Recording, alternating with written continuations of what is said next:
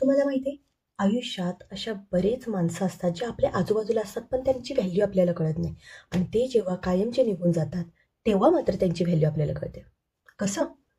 हं, एक उदाहरण देते. हा आहे पेन. याची किंमत हार्डली ₹2 असेल. आता हा लिहितो, माझ्याबरोबर असतो. अगदी माझं सगळं बुक्स हे सगळी स्क्रिप्ट यानं लिहिलेली आहे. आणि हा जेव्हा पेन माझा गायब होतो, तेव्हा मात्र मी एक्सायटेड होते, मी शोधते, मला हा पेन सापडत नाही. तेव्हा मला ह्या पेनची व्हॅल्यू कळते. सेम तसंच तुमच्या आयुष्यातही होत असेल, की आपल्या आजूबाजूला खूप इम्पॉर्टंट लोकं आहेत, परंतु आपण त्यांना व्हॅल्यूच देत नाही किंवा कदर करत नाही, रिस्पेक्ट करत नाही.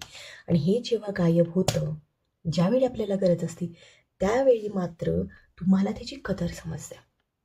तर असं होऊ देऊ नका. असं जर होत असेल ना, तर सावरायची गरज आहे. कारण हा पेन परत हरवला तर सापडू शकतो. परंतु तुटलेली नाती, तुटलेली मनं जुळायला खूप वेळ लागतो. कदाचित ती जुळतही नाही.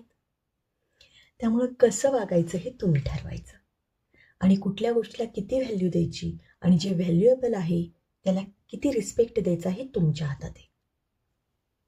माहिती आवडली असेल तर माझ्या चॅनलला सबस्क्राईब करा आणि Instagram आणि Facebookला फॉलो करायला विसरू नका.